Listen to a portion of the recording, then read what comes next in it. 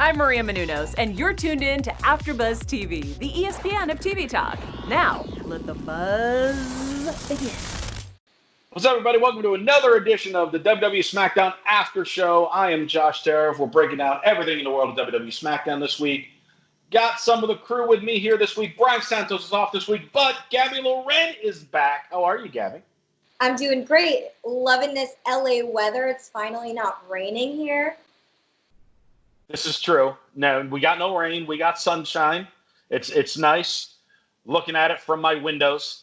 Yep. And also going on runs, getting that vitamin D. Absolutely.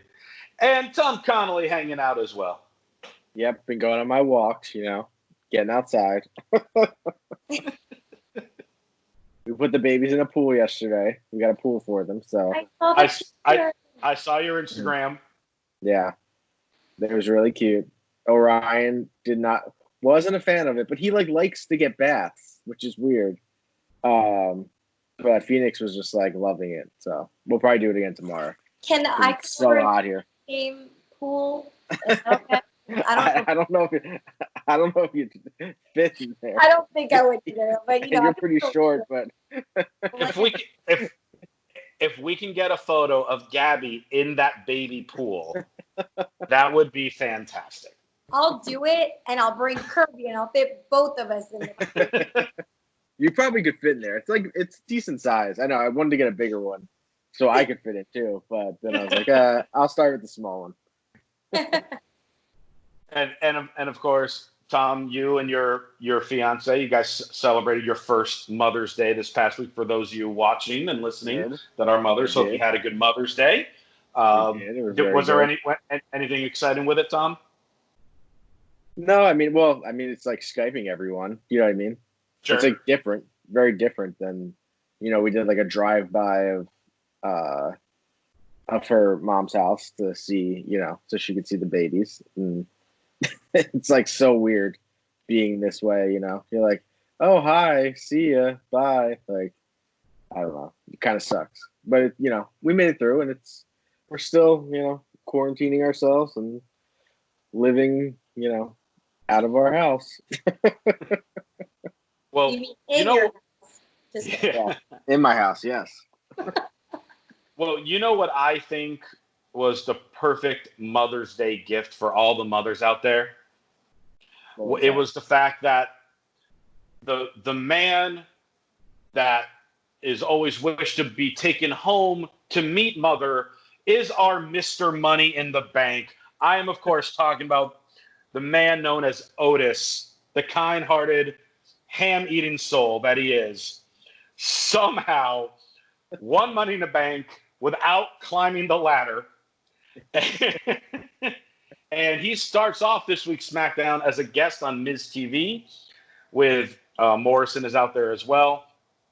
I found it kind of interesting because when Otis came out to the Heavy Machinery music, but the Tron was only saying Otis, did not say Tucker, did not say Heavy Machinery. What's happening? Oh, man. Poor Tuggy. They continue to crack jokes of Otis's weight because he breaks through the chair. And Miz and Morrison are asking him questions about how did you actually get Mandy? Morrison even goes as far to ask, are you really that good in the sack? Then they get to the bottom of what exactly is in the briefcase where Otis says the contract. Some Rolaids and some Gas X and some bratwurst in case I get hungry. But then we actually get the vulnerable side of Otis. We're learning more about the history of Otis. So he talks about how he grew up with a learning disability and how his mother was very supportive of him growing up, and he does everything for his mother. And we see photos of him as a child and him posing as a wrestler when he was a kid. So Miz and Morrison doing what heels should be doing, making fun of those photos, while Otis is still being all positive about it. He's like, yeah, check out that kid, and I was strong then, strong now, stuff like that. And eventually, Miz and Morrison were fed up, disgusted in the fact that Otis is Money in the Bank, and challenge him to a match, a tag team match. And Otis tells us that Tucker has dysentery from the Oregon Trail, so he's not there tonight, and he will find a partner. I loved this Miz TV segment because I thought we got to learn more about who Otis actually is. And Miz was just, and Morrison both actually, for that matter, were really on point, I thought, with just being jackasses. Oh, yeah. I love Miz and Morrison. I've said this millions of times. These two together are fantastic. The banter is amazing. I feel like tonight's promo was perfectly done. And then to bring in Otis into this segment, it was just super funny, but then it also is probably the only situation and the only wrestler that tugs at my heartstrings like this. I don't know about you guys, but there's so many moments where I'm just like, yes, he's coming out on top, or, oh no, I feel so bad that this happened to him. And it's like constantly playing with my emotions. They're going back and forth, and I feel so guilty. But I don't know if any other wrestler right now is giving me that sort of an impact. Like, they're not making me feel so attached to them emotionally like this. But yeah, that's why I was saying he's the guy that you want to bring home to meet your mom and dad. Like, here's just such a nice guy. Yeah, he is a great guy. I don't know if my mom would necessarily approve, but I'm just joking. But I mean, he's just like such a teddy bear, and all of his actions, like he's really invested in his character. You know, from breaking the chair to just his reactions to the Miz and Morrison and any other wrestler on the roster. You really see that he eats, sleeps, and breathes Otis. Definitely. Yeah, Tom, I mean, I agree. I thought it was a great way to get to know him and like find out something about him that we never would have ever found out. Mm-hmm. You know, growing up with a disability, like we never ever would have found, like we never know anything like that of like most wrestlers, unless it's like some, you know, backstage thing they maybe do where we kind of find out like, oh, you know, like kind of like Bayley and Sasha like writing those letters and that kind of stuff when they were kids. Yeah, I thought it was great. I didn't understand why that dude came and brought another chair into the ring in the middle of that everything. was weird. But then that's where I feel like Miz and Morrison do such a great job because they play it off. Like Miz is so experienced in television that he's able to improv, like how we do. We're live, we're able to host live. Some people can't do that. They have to do a retake every 5 seconds. You know, They took improv classes at my improv theater in LA back in the day. When they were tag teaming, they were sent to take classes. So they've certainly paid off because they just can react to anything organically. Definitely. Yeah. TV. And it's good because they're like actual friends. So you're like, okay, well, yes, you know, it makes sense that they can easily bounce off each other. I get the whole like breaking the chair was more like a sympathy thing, but I just don't get where they're going with that. Like, why does he like? Is it just because he's like clumsy or he's super overweight? Like, I don't, you know. I get though, but I don't get that part of it though. Like, I mean, we already feel something for him already. I don't get the idea of like you're like adding something on top of it that doesn't need to be there. At least for me, I don't think. Like, I feel like you already. Who weighs more, Braun or Otis? Because Braun has climbed ladders and he's sat in the chair with Alexa, and there's been no issue. Exactly. Like, I don't understand. Like, that's the part where you're like, why are you going? To me, that just seems like them in the back being like, let's just make fun of one more little thing. But I don't think that's like really like, you know, getting it over. Like, I already feel sympathy for him, so I don't need another thing like that to add to it. That's just me. But I thought it was great. I like the idea. I mean, poor Tucker, he's like, you know, up a creek without a paddle now. Well, apparently he's stuck on the Oregon Trail with dysentery. Yeah, according to Otis. I feel real bad for him because I don't know if I saw an article before or maybe it was right after Money in the Bank where it was like an interview where he was saying like, oh, we would cash in on the tag titles with the briefcase, which I thought was cool because it's something completely different that we've never seen before. But now it's like, oh, now we're just going to go the same route we do with every other Money in the Bank winner and like have him like, you know, if it's a good guy, cheese is cashing in kind of, but you know, I don't know. I guess we have to see what happens, but I think in the end, do you think he's going to actually cash in and win? Well, I mean, let me just simple yes or no question to you guys. Based on who Otis is right now, do you see him possibly ever cashing on Braun Strowman? Yes or no? Just a yes or no. No. Right now, no. I think there needs to be more development. Right. Do you see Otis possibly ever cashing in on the Fiend? Yes or no? No. Not the Fiend. Right. And those are obviously the two guys at the moment in the title picture. Things will certainly change as the months go on.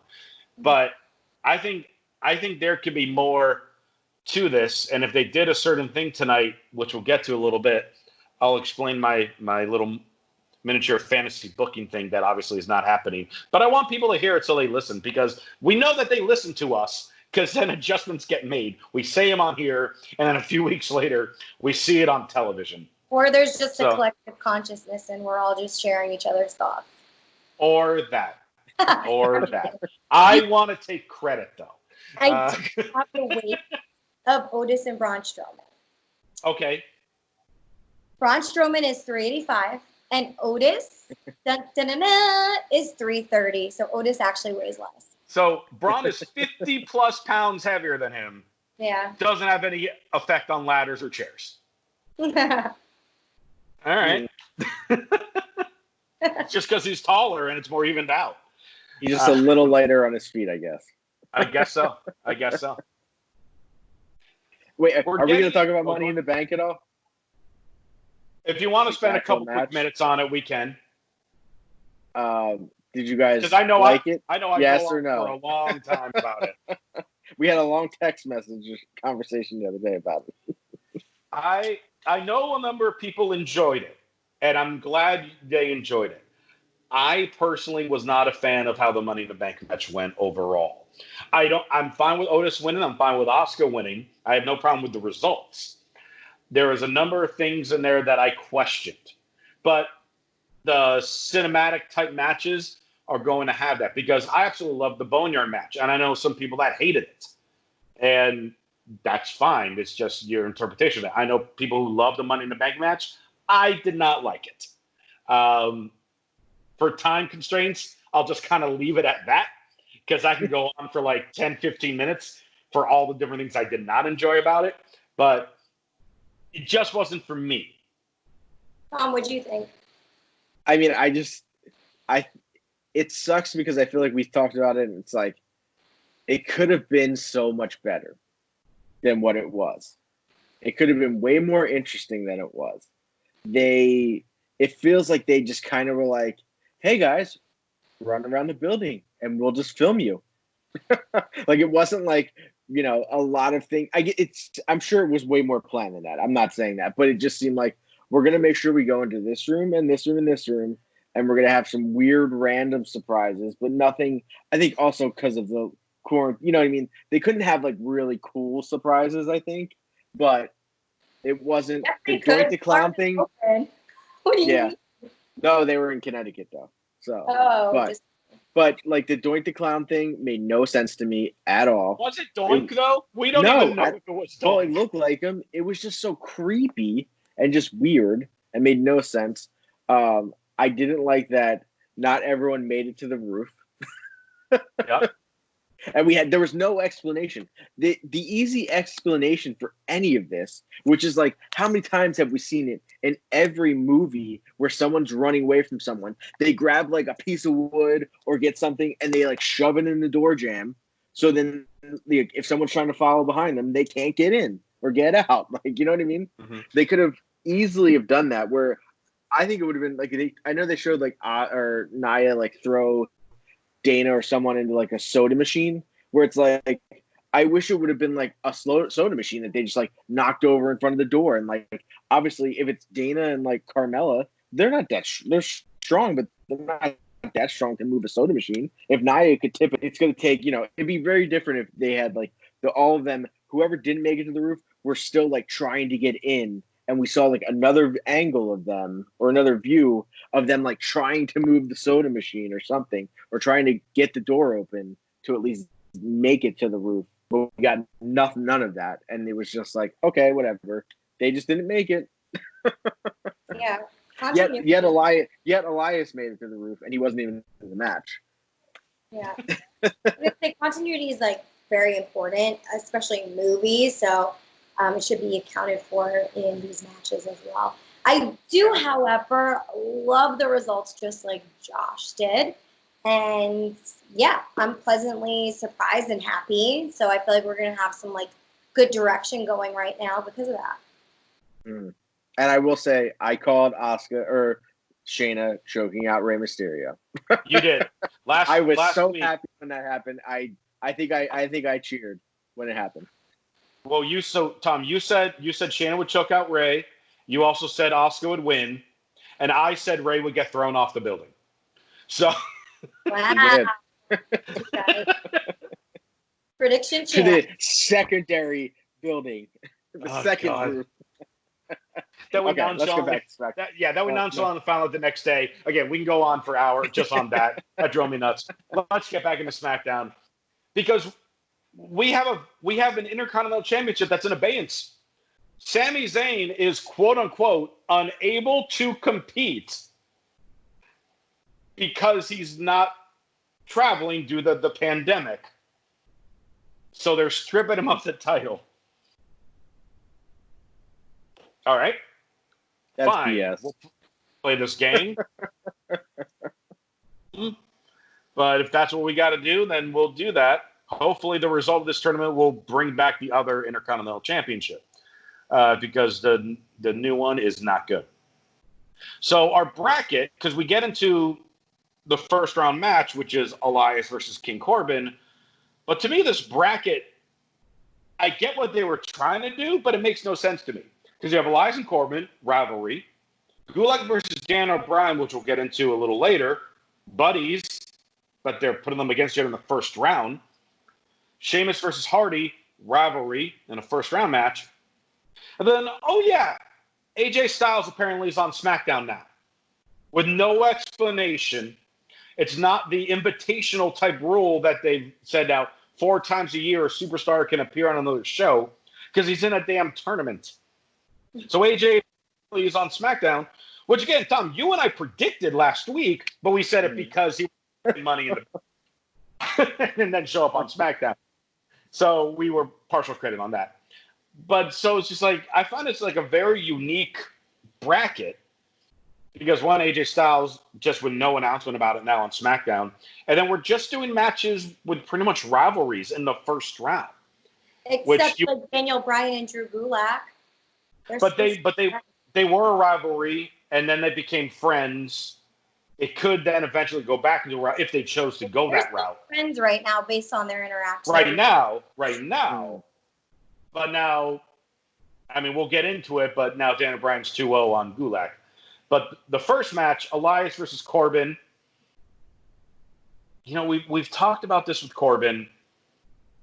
He's a good wrestler, but I just cannot be entertained for whatever reason when he's wrestling bigger guys and when he's typically the faster of the two.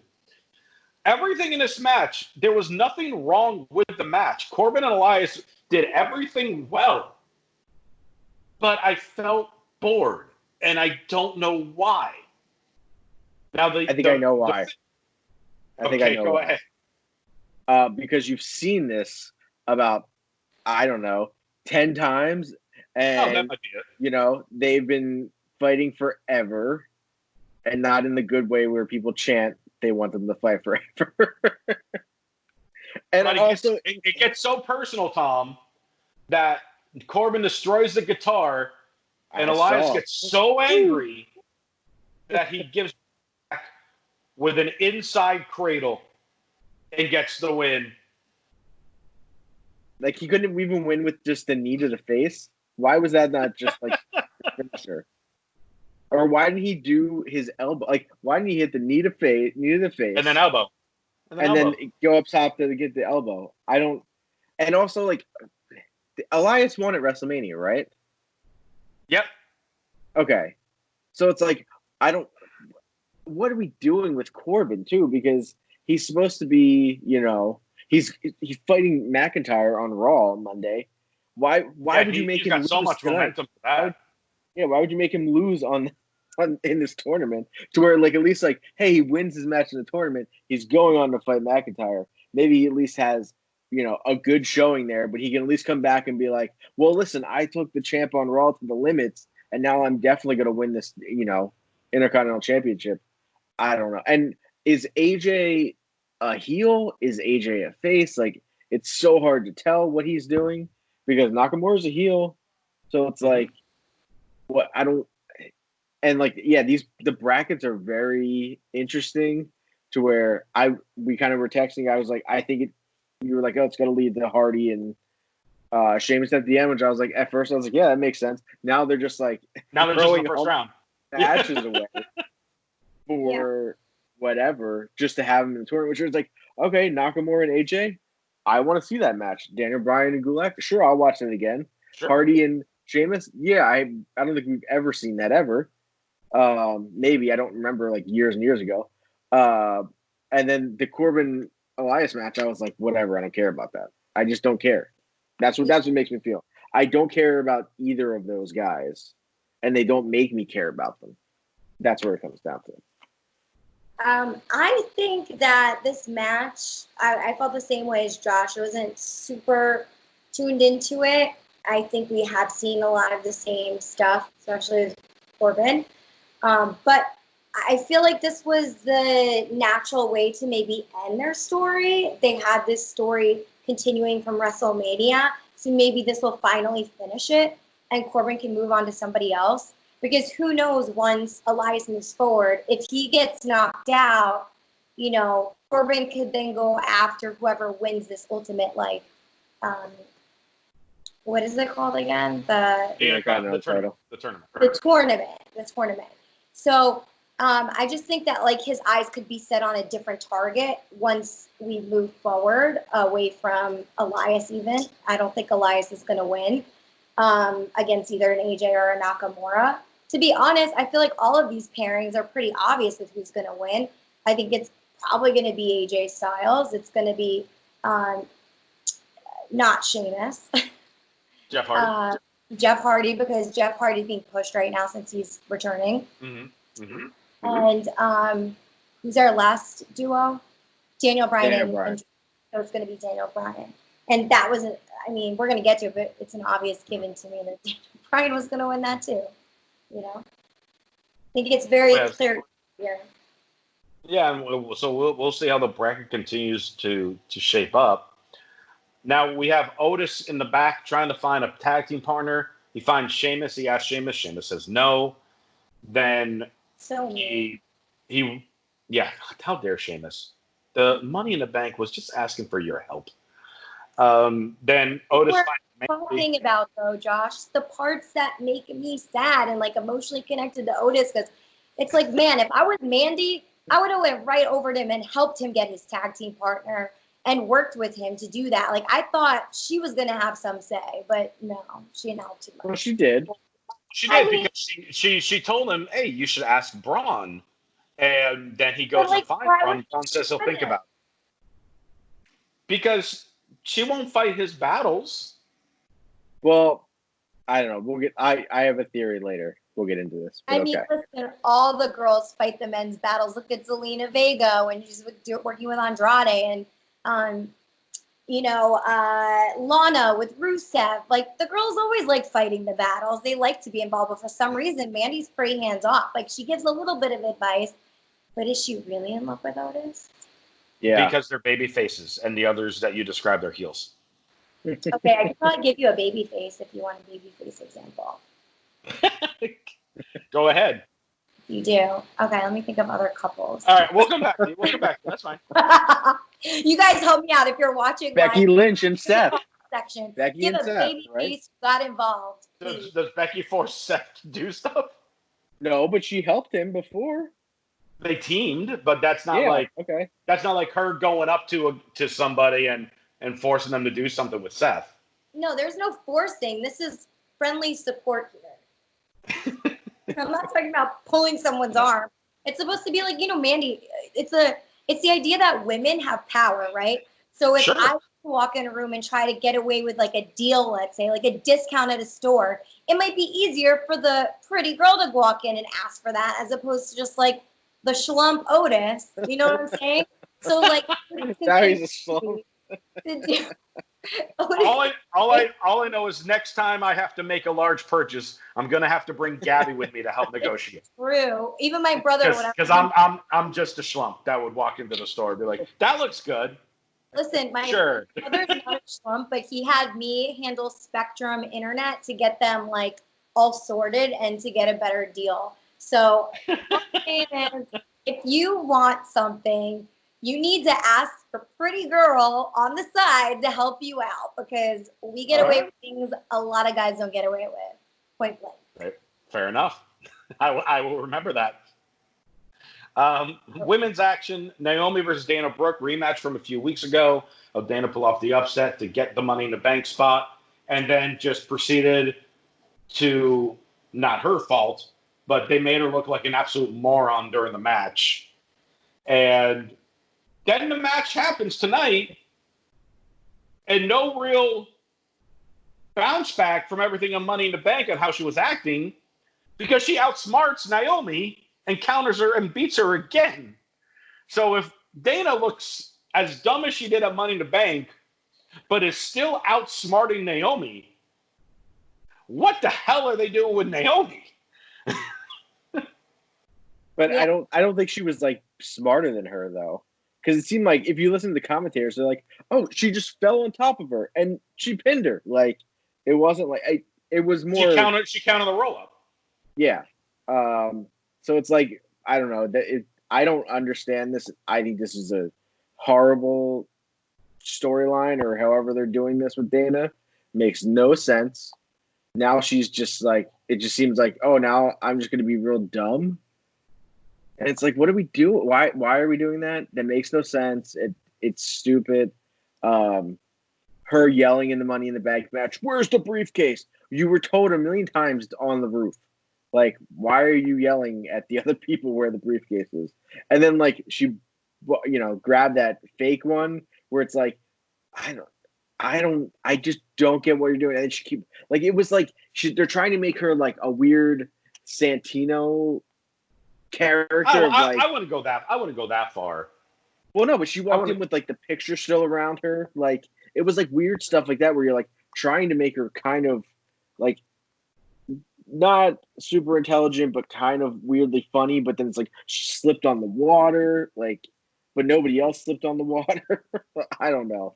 I think it's a real stupid move to go on this way, and I don't like it at all. Like I just think I don't understand it. And I think in the end, I feel like we're just like, this is getting us to a Naomi turn is what we're coming down to, I think. And I think you might be right about that.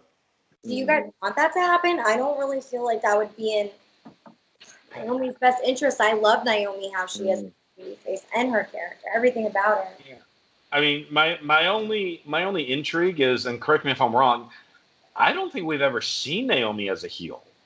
So maybe a little bit Team Bad, a little maybe. But she was still kind of coming out of her shell back then too, and that was how many years ago now? 5-6 years ago. Yeah. And does she keep the entrance or no? I don't know. Yeah, that's the tricky thing because I know we kind of question back and forth when Bayley finally made the heel turn. Will she be able to make it work? And we're all in agreement that she certainly did. Naomi.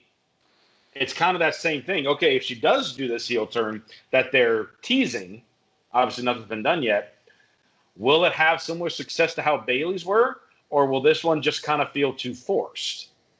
Because a lot of times when they do turns like these, they feel forced. Bayley's felt natural. Yeah. Yeah. I'm not looking forward to that idea. To be honest, I know they're on totally separate brands, but one of my dream matches to see would be Naomi and Bianca Belair. And if Naomi turns heel and then, like, because it's not natural normally to play two heels together, right? Like, I'm sure it's done, but, like, it's kind of going against normal wrestling guidelines, right? So yeah. I don't feel like it would be smart because then there's matches I won't like be able to see with Naomi, and that would be a total bummer. And I think she plays a good baby face, and there's nothing wrong with her neon, glowing, fun, dancing, poppy performance. So why change something that's good? That's like taking New Day and adjusting their whole thing just because you want to change something and make it different. No, what New Day is doing is working, so don't fix something that's not broken, I guess is what I'm saying. Yeah. And plus also we haven't, since she got like this new entrance, now that we haven't even seen her like do anything really besides lose a lot. So it's like, if you take that away from her, that's so much of her personality that you're taking away, and so much of, her character. And then you're like, I don't know. I mean, they could maybe do something different with it, and still have the glow. And yeah, Gabby, what you're saying with Bianca Belair, I think those two would be an awesome tag team together as well. Like, I think it'd be interesting if it sucks because Belair's on Raw, so we're never going to get them as a tag team yet. But I think it'd be interesting to have, either Belair, if you're going to turn her, then like have Belair kind of like be pushing Naomi, being like, what's going on? Like, you keep losing, blah, blah, blah, start that way to where like then they become a team. But I don't know. Wishful thinking. Yes. Charlotte comes out as part of the Brand to Brand Invitational. This was kind of interesting because Charlotte is the NXT champion, but she is technically on the Raw roster because they wanted to be very clear on commentary that it's 4 times a year a superstar can travel from Raw to SmackDown or vice versa. Wait, it's 4 times a year?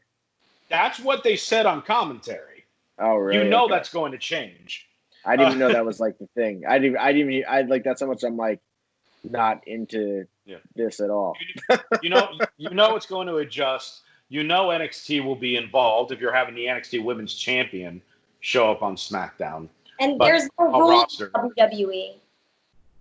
Like there's really no rule. There's no real rules in WWE. They change all the time, like you said. People break them all the time. People get fired, rehired, fined, whatever. There are no rules. Yeah. Well, I want to say one thing. WWE is very clever on this whole situation. Want to know why? Because why, Tom? Because WWE is not making up this rule.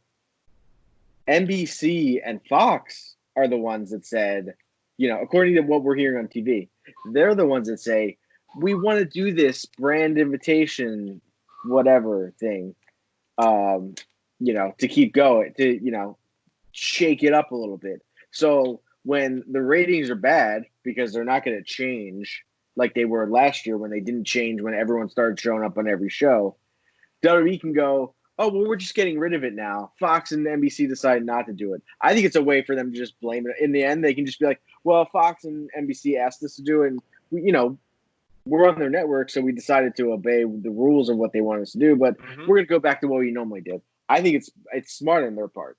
Blame it on, like, it's like every time they're like, oh, well, the Fox executives wanted me here, and you're like, no, the Fox executives didn't want you there. They're not even paying attention to what's happening here. Don't be surprised if between now and the end of the year we have an on-screen character that is supposedly a Fox executive. Mm-hmm. Yeah, wouldn't be surprised. And that's I mean, if you're gonna find a way to get a general manager back, at least that makes sense. Sure. But who would it be though? Someone brand new? Or someone someone we wouldn't know. Someone we wouldn't know. I'd be fine with a GM or someone that we have some brand new people that we've never seen before. Yeah. That or even just like actors, not. Yeah, I was saying this person would either be an actor or someone from the independents who's been like a referee or a commentator or something along those lines. And then it's not like a ploy for it to be me. It's going to be someone who looks older. It's not me. Because if I'm saying, a guy who's been a commentator and manager in the independent, no, it's not me. I wouldn't play an executive. I don't look like an executive.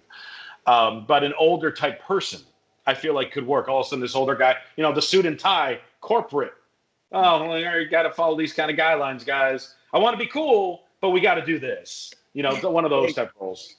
And it could be, I totally am on board with this, because if it's someone that we haven't seen before, to where it's not a McMahon, not a retired wrestler, someone you haven't seen before, where they just kind of start showing up in the audience and like the camera's like following them, and you're like, why is that camera following that person? You know what I mean? Like, yeah, when they have audiences, yeah.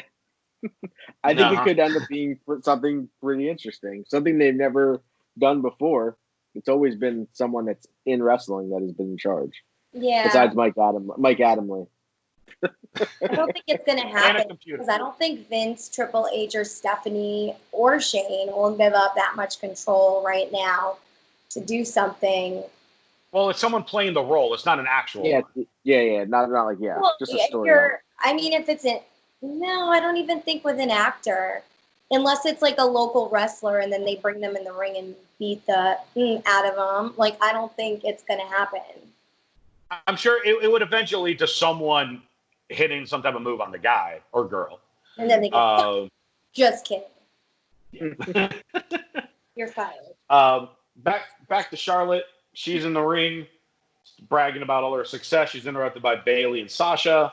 Bayley, last time we saw you on SmackDown, I beat you for the Women's Championship, and I became the first and only Grand Slam champion. She's not exactly the only Grand Slam champion anymore because of Asuka. Yeah. And Asuka has done even more so than Bayley, because Asuka's also won a Money in the Bank. Well, they both won Money in the Bank, but Asuka's also won a Royal Rumble. So Asuka technically is like the ultimate champion on the female side, because she's won everything. Charlotte is trying to ask Sasha if she's content being an afterthought based on everything they've gone through, and now you're just her lackey. Bayley challenges Charlotte to a match, and Charlotte accepts. It will be next week. And she ends by asking Sasha, are you your own woman, or are you Bayley's lackey? And leaves. This is obviously, we've been saying it for months now. It's eventually leading to Sasha and Bayley. It's eventually going to lead to Sasha and Bayley. Why is this taking so long for Sasha and Bayley? They're waiting for everything to go back to normal. You're probably right. That's the thing. Just think of that first show. That first show when there's actual fans in the audience. I think they're going to do everything. Yes. Every championship, cash-in, debuts. Yeah. Rock will show up for no reason. Everything. Yeah. It's going to be crazy. So, my personal feelings on this whole situation that we just spoke about, Charlotte Flair and her in-ring promo, I thought, first of all, Charlotte Flair looked gorgeous. Her makeup on point, hair great, amazing job. That's called Gabby's makeup department. Just kidding. And then I just thought that the promo was excellent. Bayley keeps getting better and better and better. I'm liking her more and more and more as a heel. She just got such a vibe going on. And then Sasha Banks, great character development, great story development. Love her. Her outfit also killer, on point, looking hot. But just their dynamic, I loved how Charlotte was like, Bayley, can you move to the side? I'm talking to Sasha. And just the play on really getting inside Sasha's brain and her mind to get her thinking, maybe I am being cast in the shadow. Maybe I am being shoved into this corner just to help out Bayley. When is it my turn? And you could see her noggin, and the wheels turning in there. And so that's what I like. It's just these short moments where she's either playing to the camera or having these thoughts where her eyes are moving a certain direction. And it just shows how talented they are, because we're obviously seeing where the storyline is going to go. It's just a matter of when, Josh, like you mentioned, when are we going to see it? But for sure it's going to happen, because they are giving us the ammo. They're fueling fire. We could see it. So I loved it. I loved everything about this segment. It's like we filled up the super soaker with water, and we're at the point where the water is just pouring out of the tub because it's just overfilled because we have all the ammo we need. Just fire the gun already and let's do it. Well, to that point, actually, I think that will make for an explosion when it actually happens. So Sasha's going to be all fired up when she finally flips out. Yeah. Quick little Forgotten Sons video package. They put up like the disclaimer, like, you know, the opinions are said by the Forgotten Sons are not condoned by the WWE.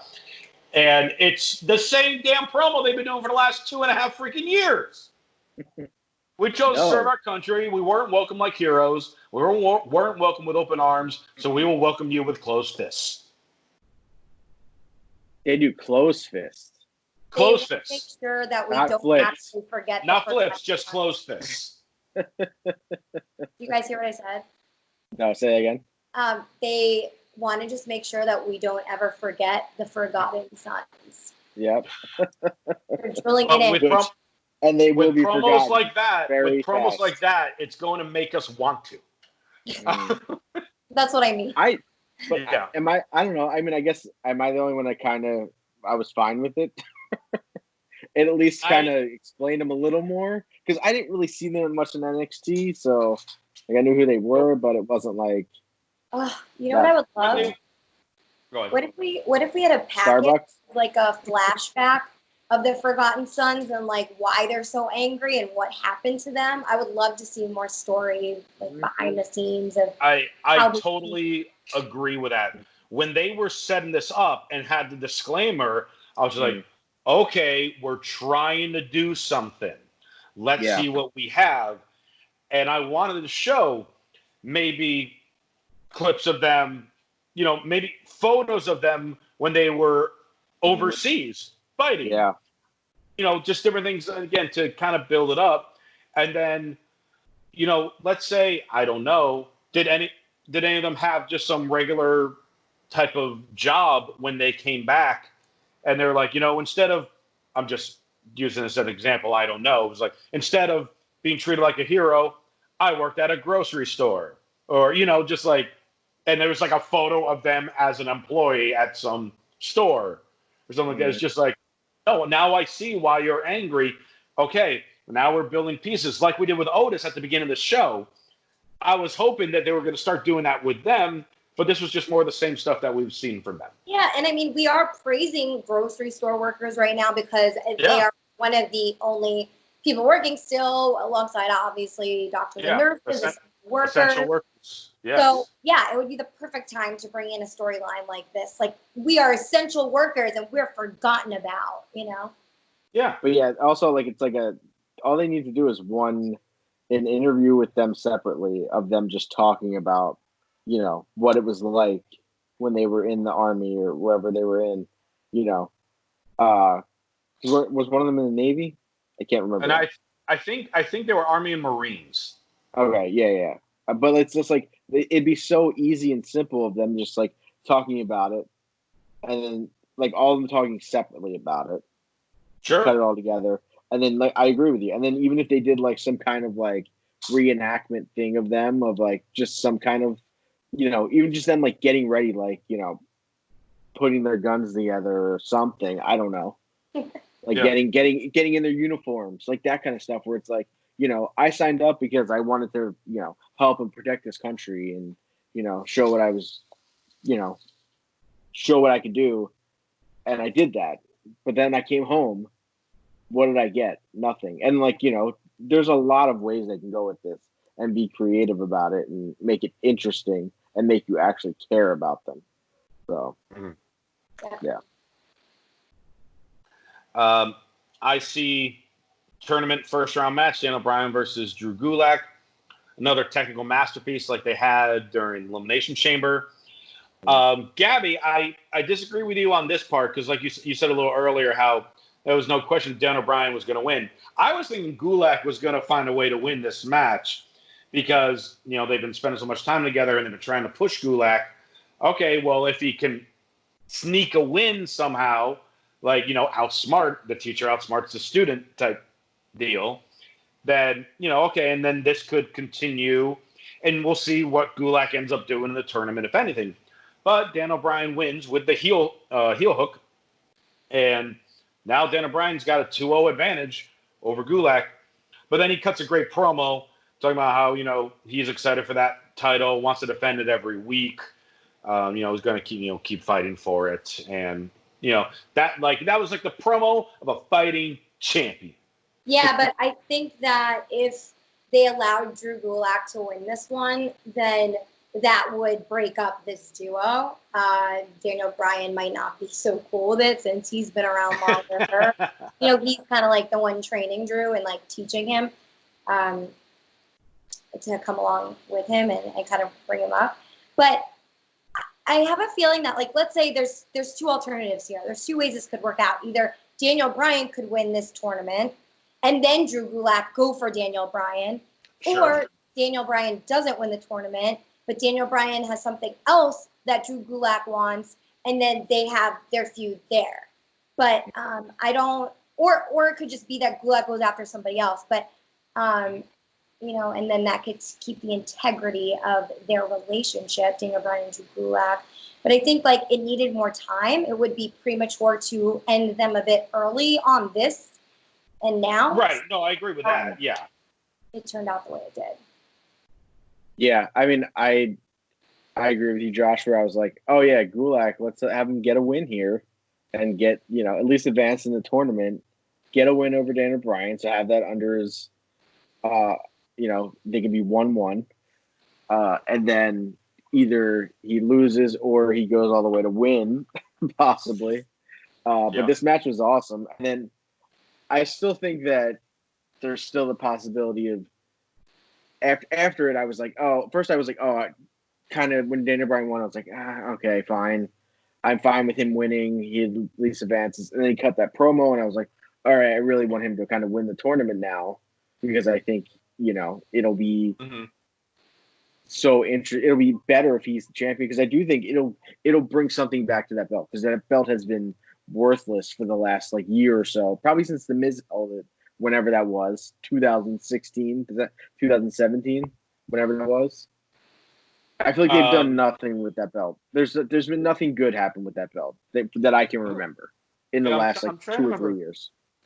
So yeah, whenever the Miz had it on they SmackDown they didn't do anything with Sammy. They didn't do anything with Braun. They didn't do anything with Nakamura. Who had it before Nakamura?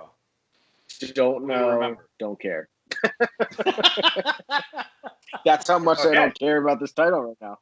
No, but I just think it was like a Daniel Bryan winning would be good. I think if we get it's just so hard because Jeff Hardy just came back, so it's like, how do we get past that? Or we really have Sheamus just destroy Jeff Hardy next week to at least get that going. To at least now we're at least Daniel Bryan and Sheamus. No, I mean it's going to be the type of thing where Hardy will sneak the win, Bryan and Hardy will have a match out of respect, but Sheamus will get involved without Bryan knowing.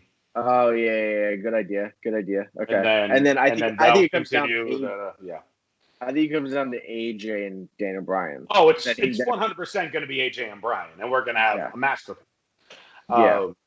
Hopefully, and then that's when I think either Gulak turns on Daniel Bryan, or he helps Daniel Bryan win, and then he turns on him.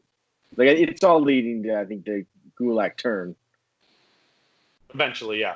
By the way, one quick note I want to make with Gulak, because we've talked about it for the last 4 or 6 weeks on the show. I have complained on the fact that Gulak keeps coming out to Daniel Bryan's music. Gabby, you mentioned they're probably setting up new music and new Tron for him. Like, okay, great. It was the same damn thing. They're waiting for his heel turn. Yeah, so there you go. But it's just like, why all these other weeks did we come out to Daniel Bryan stuff and we didn't do anything? Maybe that's the secret, though. Maybe all of our suspicions are right. He will turn on Daniel Bryan, and for that moment, he'll have new music, because why create a track right now for him when it's on the precipice of happening? But nobody would even know, because I didn't know what his music was. Because you didn't know what his music was. Yeah, I know nobody would know his original music, but I'm saying, what's the point of putting work into creating a track if soon enough he'll turn. Yeah, I get what you're saying. It makes sense. Yeah. Put your money where your mouth is.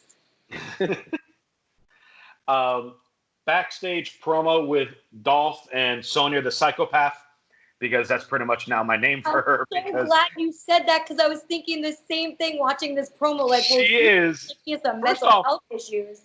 First off, Dolph flew out there to just stand there for this promo, because he didn't say a word in this entire promo. And he didn't need to. And he didn't need to. Sonya, she sounds like at times she's about to cry. She's yelling. She gets quiet. There was 30 different emotions in this 45-second promo. I'm going to humiliate you again. What is Mandy actually good at? Not fighting, not winning, not being a best friend. All she's good at is being blonde and pretty. Where does that leave you when that ends? Put on your big girl panties and show me why you deserve to share a ring with me. God damn. This was so freaking good. Yeah. You know what she said, though? I still have plans for you. That's where I was thinking she was a psychopath, because the way she said, I have plans for you still. After all this, she's so upset and saying all these negative things, but she still has plans for her. Are these, good plans or bad plans? They don't sound too hot. Yeah, I thought it was great. It was a great promo by her, and I mean, we got talked about it a couple weeks ago, oh yeah, let's space this out over a couple months, and we can have the singles match, and then at the pay-per-view, and then have the mixed tag at the next pay-per-view. They're just who cares? Nope. Next week it's on. Boom, boom, boom. They're like, we don't have time. We don't have time to do this, so let's get this done with. Yep. So is Dolph Ziggler on Sonya's team? Because I don't know, his body language was very weird. He was just to the side a lot. I feel like when two people are in cahoots and really about one another, they're both looking at the camera. Yeah. And he was just letting her do all the work. This girl's a little crazy, I know. I'm glad you brought that up, because earlier in our show, I kind of teased of my thought of what I kind of wanted in fantasy booking as Otis was looking for his partner. So we get to the main event of Miz and Morrison and Otis, and it ends up being Braun. And they pretty much made it obvious when a little earlier Miz and Morrison had a quick promo making fun of Braun, but that he's not dumb enough to be lured into the ring to have Otis and cash in the briefcase. What I wanted was Ziggler to be Otis's partner. And I wanted Ziggler to show up, be calm. It's I know it's weird. I know you don't like me, and I understand why. I know Manny doesn't like me. I understand why. Sonya's crazy. I don't know what's going on with her. Partner, and the least I can do is help you out tonight. And then they work like a regular team, win the match, Ziggler kind of backs off, and then you play. It's all about the slow game, which they don't want to do, obviously, because they're throwing the mixed tag match away right away. But it's all about the slow game of Ziggler slowly trying to build back trust in Mandy and trust in Otis, where then eventually something happens with Dolph and Mandy, and it gets to some weird predicament that Otis has to choose between Mandy and giving the briefcase to Dolph. That's what I want. I want to somehow... Great. I like that last part. Yeah. Love people have to be involved with the Money in the Bank briefcase. Because there's going on right now, and we got one of the Royal Rumble and the Money in the Bank cash-in are the things that people look forward to more than anything all year. Put those two things together. There's a way to make it work. I don't have all the details yet. I didn't write it out. I don't get Why paid not, man? What, do you not have time to do this? Well, you know all the big bucks that AfterBuzz pays us, right? What? But I'm not paying for it. But there's your ideal world. Make it happen. And I think that would just result in, you want to talk about pull heartstrings and feel for Otis or feel for Mandy or whatever. That's going to do it even more.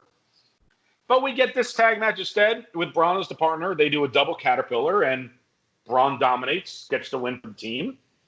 And Mandy comes out at the end, distracts Braun for a second. Otis teases, getting rid of the cash in, and is like, I'm just joking. And then they all celebrate and the show ends.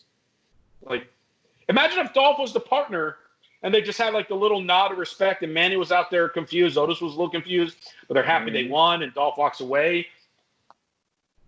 Here we just have Braun and them happy. No Wyatt sighting, no Fiend. It would have been such a better ending of what's happening next. Because here it was just like, okay, they celebrated at the end. To be honest, if what you're saying actually did happen where Otis has to choose between the briefcase and Mandy, I think the dead giveaway based on his character is he's going to pick Mandy. So in a way, exactly. I idea, but like, yeah, it wouldn't work because. But I think it could, because then Dolph would then eventually cash in, win the title, and then he could feud with Otis for the title. Yeah. If they really want to push Otis to the moon, they really want to push this story to the moon, that's how you set it up.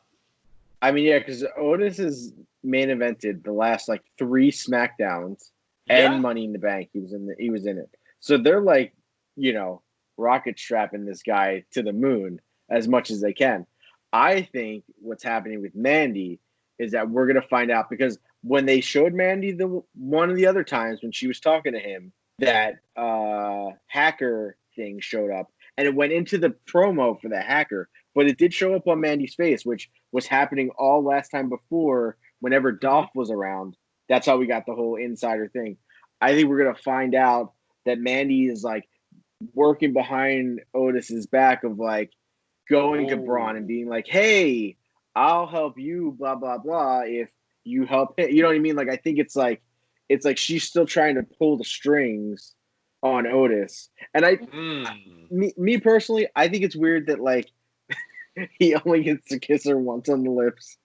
He can't do it every time. It's all on the cheek. It's all on the cheek. All on the cheek every time. Come on, people. Come on. Like, why is it only that? To me that just bothers me. Because he's a gentleman. That's why. I get that. He doesn't have to like make out and shove his tongue down her throat. I'm just saying. It's not very hot when you do that anyways. Like, I'm talking specifically Otis and Mandy. Like, it's not something I really want to see.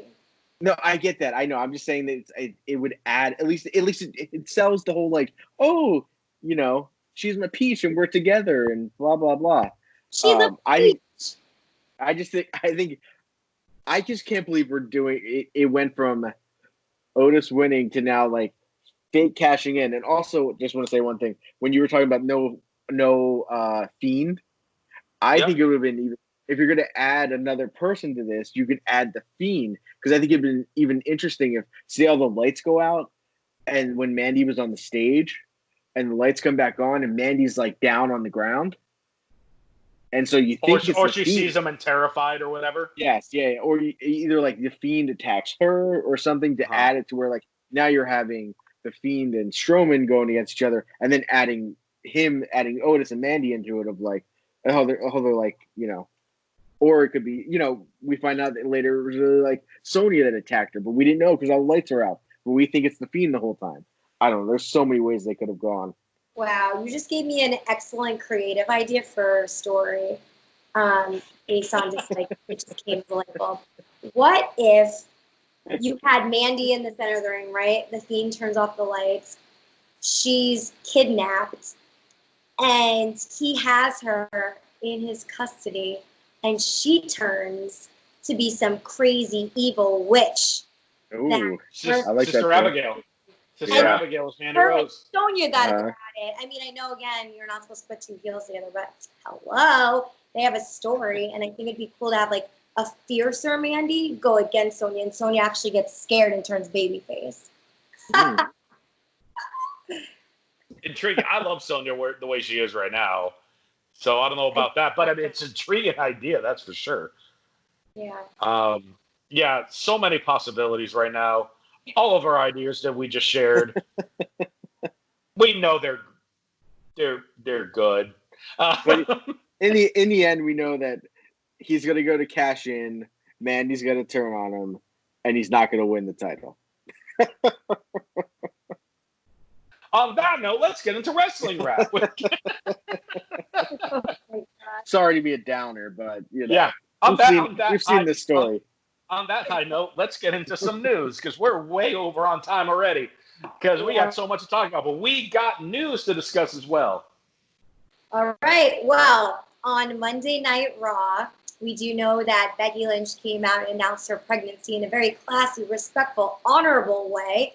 It wasn't until the very end when she gave up her title to Asuka, and she said, "You go and be a warrior because I'm going to go be a mother." And she got super emotional. It was one of the most beautiful moments I think I've seen on Raw in general. And what a way to, like, announce your pregnancy, you know, first-time mom. And speaking of this whole situation with her being a first-time mom, well, her happy fiance, Seth Rollins, he actually put out a message with a picture of Becky Lynch holding her pregnancy test up. And he said, "I took this a few moments after we got the best news of our lives, and I don't think I could have captured anything more beautiful. I can't put into words how much it means to me. Thank you all so much for your support over the last couple of days. The outpouring of love really has lifted us even higher than we've already been. December can't come soon enough." So I'm actually loving this, you guys, because I'm a December baby. So I really hope that Becky and Seth's baby comes out of baby Capricorn, just like me, the GOAT, you know, greatest of all time. Like, isn't that kind of funny? She wears a GOAT jacket, and the Capricorn sign is a GOAT. And that kind of like, that's cool. I didn't know about that. I didn't realize they had ranks. But okay. Well, no, every zodiac sign has an animal associated with it, right? And so, yeah, I'm figure. I'm just thinking. You said goat because you're saying, oh, Capricorns are the greatest of all time. I'm not thinking the literal goat. I'm so out of it.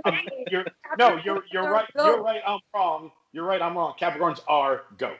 Yes. Yeah. Confirmed it. So yeah, that would be like the coolest thing ever. Like, how ironic, but also, you know, Becky Lynch and Seth Rollins were supposed to get married this month, and obviously coronavirus has put a halt to all of that. So they're hoping to tie that out soon, but it's definitely been pushed off in light of the current situation. So having those babies and getting to baby making before they get married. Next up in the news, we have more details. Can I say something? Oh, yeah, of course. Sorry. Oh, I didn't even ask you for your opinion. I mean, I thought watching that segment was probably the best segment that's been on Raw in 10 years, probably. Like, it was so genuine. The thing that sucks is I hate that, like, that's just me, like, reading wrestling news, that I knew what was happening, or at least I heard a rumor that this could have been what's going on. Where, like, I wish I didn't know that because I think it would have just made it even better. But yeah, I just thought it was Asuka's reaction was so good, and I mean, I did a few things online, like she didn't even know. I don't even think she knew what Becky was going to say, which I thought makes it so much better, and that she didn't even know that she was getting the championship when she went out there. So I just think. You know, if they could have had a perfect segment, they did. And I think the part that, you know, if you're watching it and you didn't get emotional, I feel like the most emotional part, I think, was at the end when Becky looked at the camera and was just like, "I'm really going to miss you guys." Like, that part was like, oh, man. Oh, yeah. Like, pulling at the heartstrings, like, you know. I just thought it was great. I thought it was awesome. Yeah. I mean, as far as the actual segment itself, Tom nailed it on the head. Everything that he described, I 1,000% agree with. Asuka's reaction, Becky at the end of it, it was just a genuine, heartfelt moment. What I really respect and admire with this, and I know it's going to come off a little odd for me, being that I am a male, and because this is all about, you know, like the women's evolution and revolution and everything that has happened with Becky, just going from being one of the wrestlers to the man being the most popular, not just woman, but like most popular wrestler on the roster, being on the cover of the video game, main eventing and winning WrestleMania, winning the Royal Rumble, holding on to the Women's Championship for over a year, and she's relinquishing it to be a mother. And that just shows, it shows even more so how strong of a person she is, in my opinion, because here's someone who literally is at the top of her game, is at the top of the game, and the last thing on your mind in something like that would be to stop and settle and leave. All the money, all the fame, all the adulation, she still had it. It's still going. It wasn't going to stop anytime soon. But it's like, I've done all this, and now I should do this. I should do this with my life, with my fiance, with my body, raise a child. This is the right time to step away to do it. She's going to do it. I cannot admire and respect that more, because it just makes her legacy even greater than how it already was. And if she comes back later on, great. If she doesn't and just decides to be a mother when all's said and done, that's fine too, because she's done it all and she's accomplished everything, and now this is the pinnacle of everything. I actually love that you said that, because there's so many other female wrestlers that are very hesitant with all this stuff and these decisions. They're like, well, I'm at the height of my career. I feel like the Bellas even said this probably on Total Divas. Mm-hmm. You know, we're at the height of our career. Is now the right time to have a baby? And there's all this like back and forth, because Brie definitely went through that sort of scenario where I don't feel like they actually did have a baby when she originally wanted to have a baby. I feel like they waited. So the fact, Becky is at the height of her career. She's literally at the peak right now, and she's ready to just say, pause, I'm going to go experience what life is really about right now and be a mom. And that's so beautiful, because most people would just like sell their soul to the devil, like keep working and, I'll be a mom later, or I'll do this later, because, you know, I want to keep working and get this and that. And to be honest, most of the time when people say, you know, I'll be ready when, they never become ready, because they always want more. So I really admire that she's able to really be in control of her life and step into that role. And going on what you're saying there, and the reason they do that, both women and men, is because they're afraid of, if they take that time off, they're going to lose their spot, and they're never going to get that success that they previously had. Yeah. She's not afraid, and that's what makes her even better. She's not scared. So whatever happens. I'm going to go be a mother now. That's true. And I think it's fantastic. It's a really great point, but also not everyone's Becky Lynch and the man. So Fair. When you bullet them, if they were a little bit nervous about their position in the company. And I just want to say, like, you know, having kids. Yeah, you got kids, Tom. So tell us about it. First off, I'm mad I didn't take a picture like Seth Rollins did. When I saw that, I was like, why didn't I do that? Oh man, that's such a. You're busy making rings. You're building no, I rings. Not at that time. No. But I mean, it's crazy, because I'm going through this now, and like, you know, it's very fresh, obviously. It's weird once they're here, it's everything else just takes a second, you know, a back seat, and you're just like, yeah, don't care. You're like, this is what I care about. This is what I'm focusing on. I don't care about the rest. And it's just like, everything just kind of is in the rearview mirror, and not everything, but it just kind of, I get where she's saying, like, okay, I'm going to go do this. And this is what I'm focusing on now. It's okay. I can give up this belt, and it's not gonna destroy her to give it up. It's making her better. So it's like, yeah. If anything, these are the moments that are the most memorable. Like, we'll always remember when Roman Reigns came out and announced he had cancer for the second time. We will always remember when Daniel Bryan stepped away to originally retire or take time off because of all of his concussions. Like these in-ring moments where it ties into reality and their heart and true emotion are the moments that will forever be written in history that people will talk about for years and decades. So I think for sure Becky Lynch, like this situation is one of them. This is really the like moment generation, I'm gonna call it from now on. Not like, you know, like the moment era. Because when was there really like a match that we like Shawn Michaels Undertaker? That's a match we'll always remember. Like a great WrestleMania match. But lately it's been like moments where like a real thing has happened to someone, and that's when it's either announce a retirement, announce a return, like, you know, like that's years ago Triple H dubbed it the reality era. Yeah, I mean, I guess so, yeah. And it's kind of like that. I mean, between Edge's return, Daniel Bryan's retirement, Daniel Bryan's return, like I was saying, Roman Reigns having to go away for cancer, Roman Reigns saying he's in remission, Becky Lynch announcing the pregnancy. Shane McMahon returns. Like, that was huge. Yeah. A huge moment. Like, he didn't wrestle. He didn't do anything. He just came out on the stage and talked. That's it. Yeah. I mean, these are big, like you said, moments. They're not matches. They're not sequences. They're moments. And this obviously is a moment that we're all going to remember. And obviously, Becky is certainly going to remember this moment because it was awesome.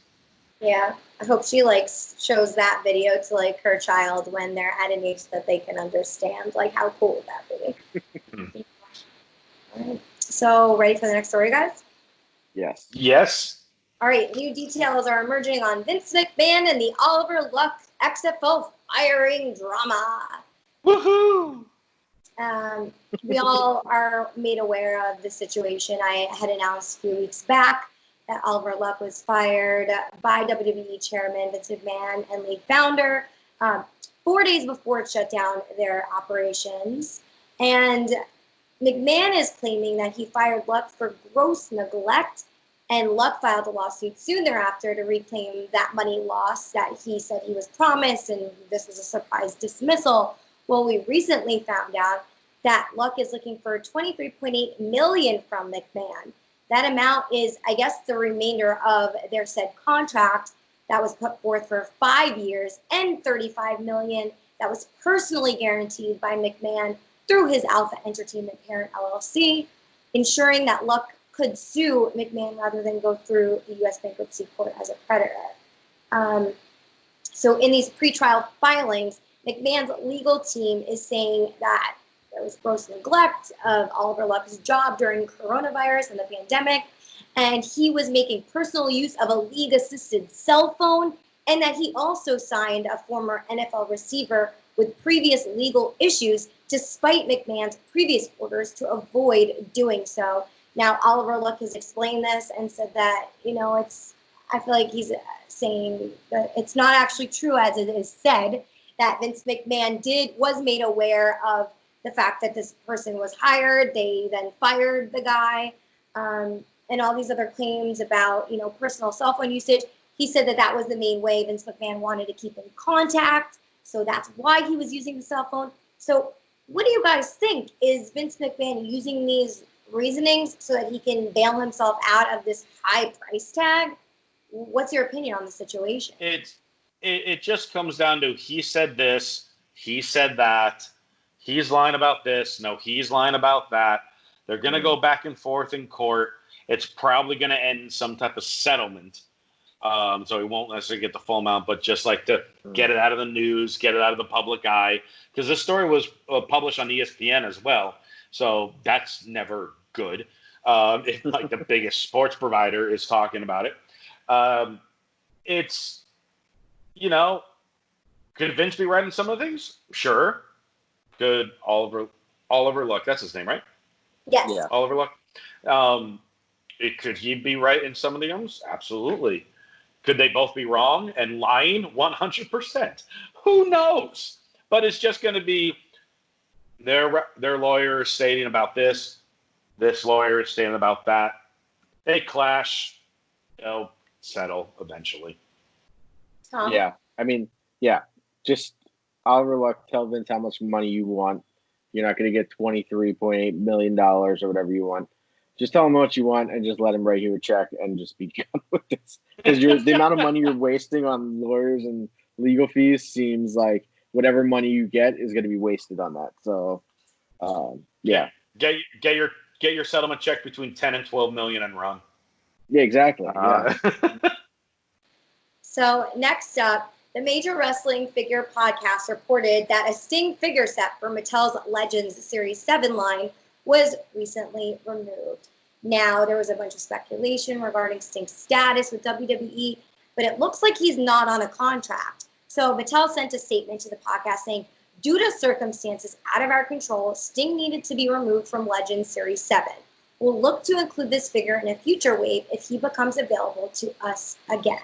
Now, we know Sting joined the WWE in 2014 and worked a bunch of matches. He was also at WrestleMania 31.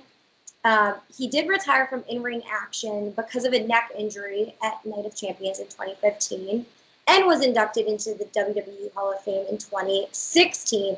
What do you guys think? Will he be included in a future line? What's going on with his status? Or will we see him on another promotion sometime soon? Yeah, I don't think the story is really the action figures. I think the story is that he supposedly his contract is done.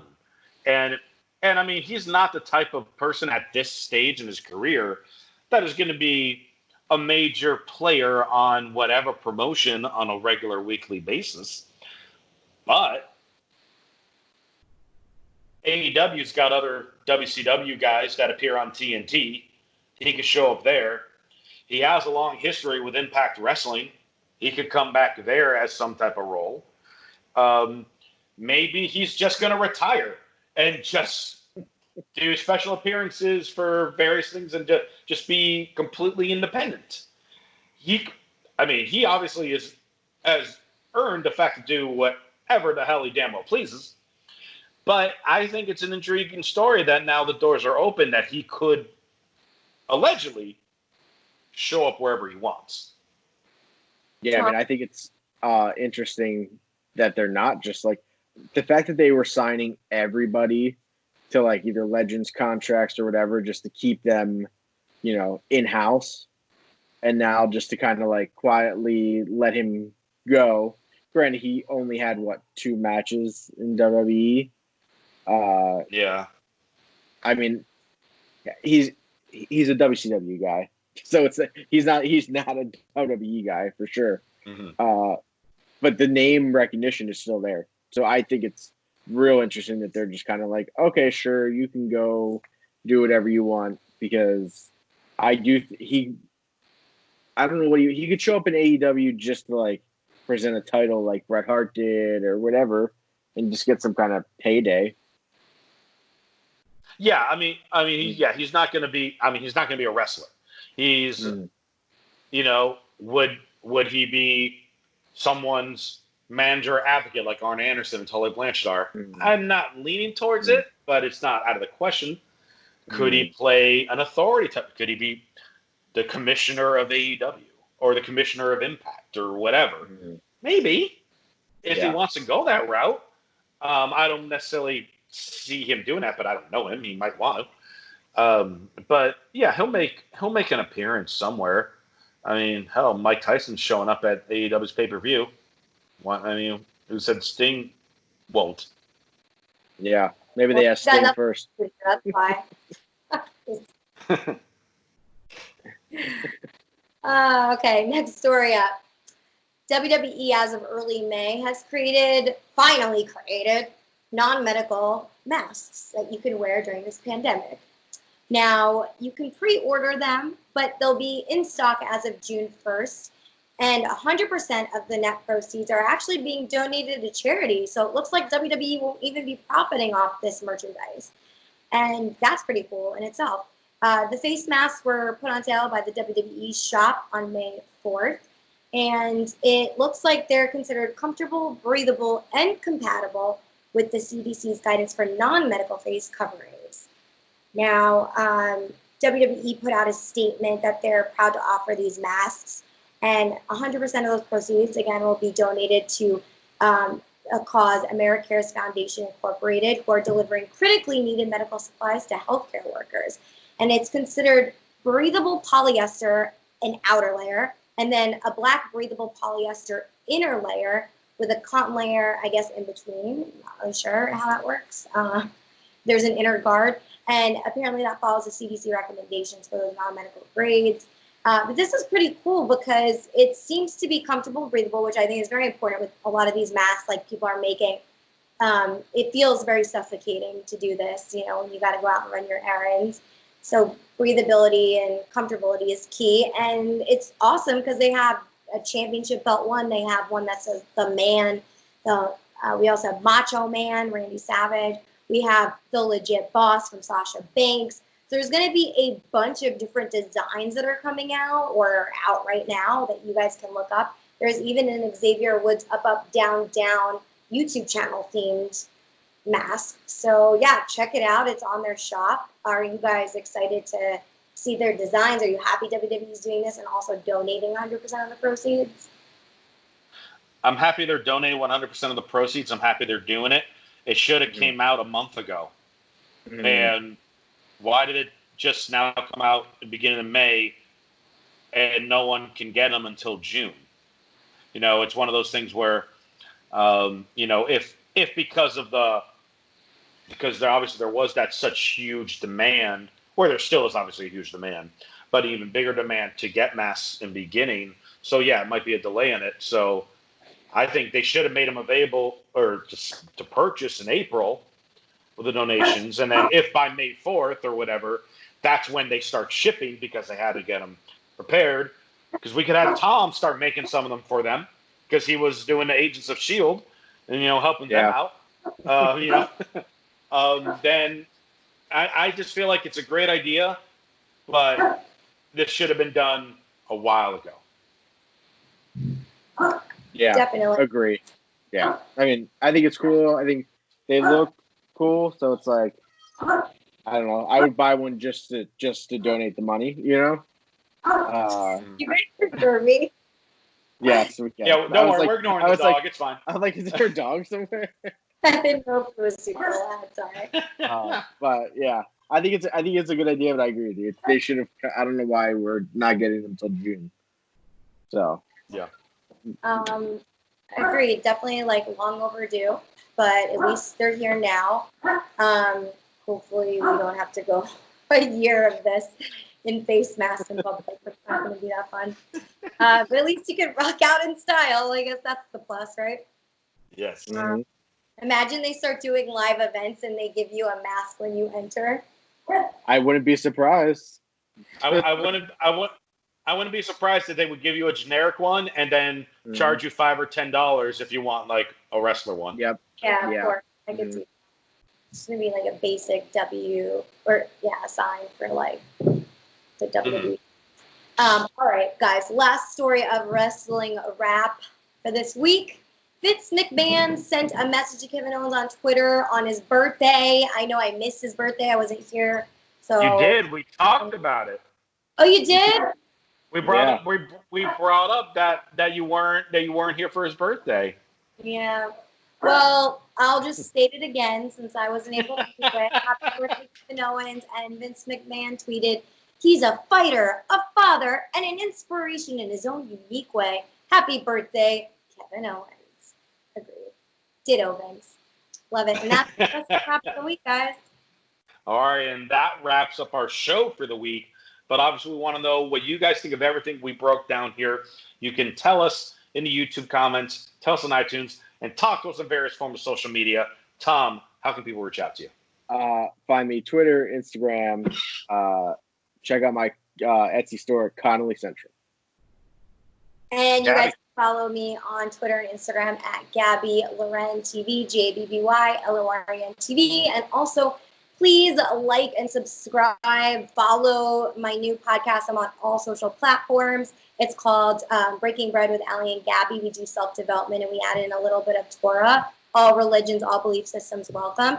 And that handle is at BBWAG Podcast.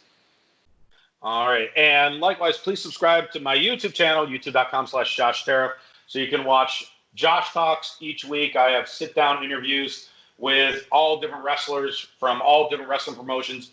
This coming Tuesday, we got Impact Wrestling's X Division champion, Willie Mack, on the show. You don't want to miss it. He's a longtime friend of mine. We catch up. It was hilarious because he didn't realize at first that it was me, and it was just really funny. Gabby, I'll fill you more into that off the air, but it was awesome. And of course, Twitter and Instagram at Josh_Tariff. And you could, for all your reality show and recap gossip, follow AfterBuzz on Twitter at AfterBuzz TV. Thanks for tuning in. For Gabby Loran and Tom Connolly, I'm Josh Tariff, and we will see you later. Bye, guys. Our founder, Keven Undergaro, and me, Maria Menounos, would like to thank you for tuning in to AfterBuzz TV. Remember, we're not just the first, we're the biggest in the world, and we're the only destination for all your favorite TV shows. Whatever you crave, we've got it. So go to AfterBuzzTV.com and check out our lineup. Buzz you later. The views expressed herein are those of the hosts only and do not necessarily reflect the views of AfterBuzz TV or its owners or principals.